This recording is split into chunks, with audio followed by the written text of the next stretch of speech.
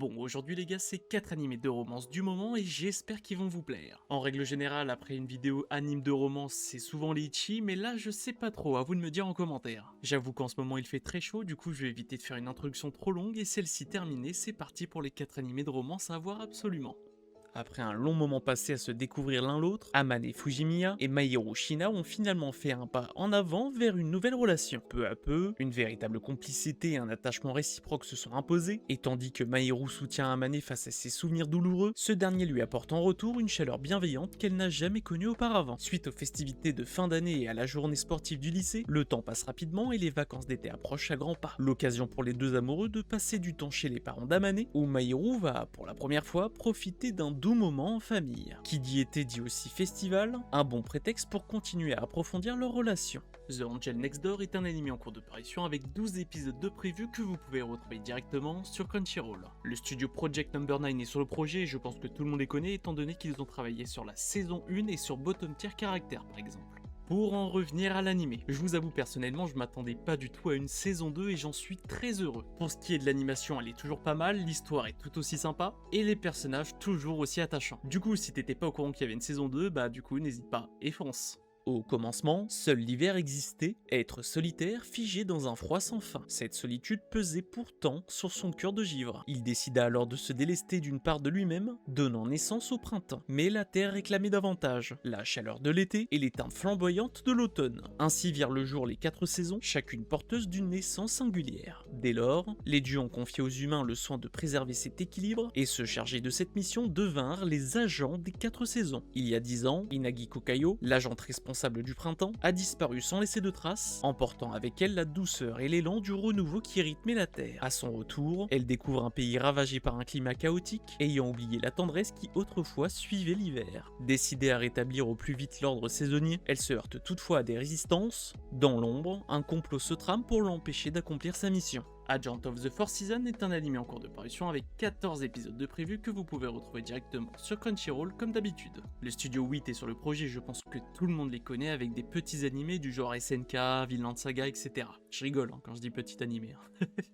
Bon, il est vrai que pour cet animé-là, la romance est un petit peu secondaire. Mais franchement, j'ai trouvé que l'animé en valait le coup, du coup je me suis dit pourquoi pas vous le présenter. Car oui, parfois, il n'y a pas des animés que à l'eau de rose. L'animation est pas mal, l'histoire aussi, les personnages sont vraiment cool, du coup...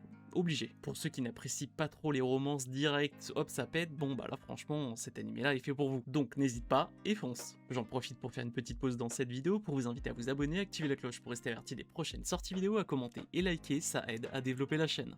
Une démone aussi séduisante que redoutable débarque au lycée avec une mission claire, se nourrir des âmes humaines les plus pures. Son nom, Kanan Zebul, entité millénaire au goût raffiné, attirée par les jeunes proies sucrées du monde des vivants. Sa première cible, Yoji Kiyogi, un lycéen sans histoire, du moins jusqu'à ce que tout déraille. Au lieu de le dévorer, Kanan se retrouve lié par un contrat inhabituel avec sa proie, acceptant notamment de devenir sa petite amie. S'ensuit une avalanche de situations inédites pour la démone, qui découvre avec stupeur les palpations du premier amour. Entre balades après les cours, frisson au moindre contact et maladresse irrésistible, cette prédatrice surnaturelle vit sa toute première romance. Mistress Kanan est un animé en cours de parution avec 12 épisodes de prévus que vous pouvez retrouver directement sur Crunchyroll une nouvelle fois. Le studio Kai est à l'animation et je pense que énormément de personnes les connaissent avec Sentence to be a Hero. Maintenant parlons de l'animé. Contrairement à l'animé précédent, c'est vrai que là ça pète directement. Épisode 1, ils sont amoureux. Comme ça vous met dans le bain directement, hein, on va pas se mentir. Personnellement pour le moment j'apprécie l'animé et après c'est vrai qu'il y a quelques trucs à revoir. Là on n'est pas vraiment sur de romance complexe ou quoi que ce soit. Là c'est vraiment de la romance avec pas mal d'humour et voilà quoi. Donc si tu cherches un animé de romance juste tranquille, bah cet animé là est fait pour toi. Donc t'as plus qu'à aller le voir.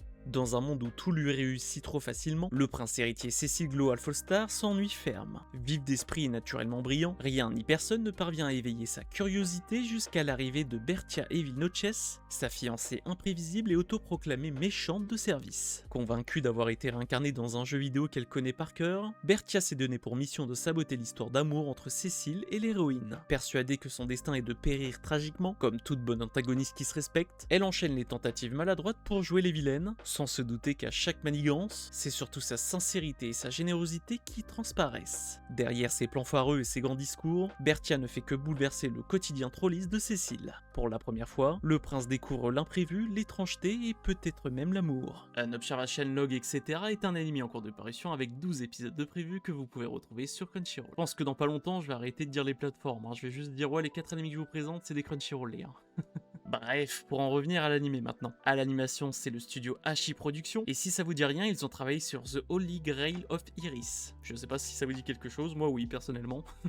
Bon, pour celui-ci, du coup, c'est une romance alliée avec un isekai, on va dire. Du moins, plutôt dans la tête du personnage secondaire. Le personnage le dit clairement, j'ai été réincarné, je jouais à ce jeu, nanani, nanana, donc c'est un isekai pas assumé. Mais voilà, après on part sur une histoire plutôt classique, mais qui plaît tout autant. L'animation est quali, l'histoire et les personnages sont cool, donc si t'as pas eu ta dose d'animé de romance, n'hésite pas et fonce. Les 4 animés de romance du moment, c'est fini pour aujourd'hui. J'espère que la vidéo t'a plu, et comme d'habitude, on se retrouve vendredi dans 2 semaines à 16h, c'était Mathieu.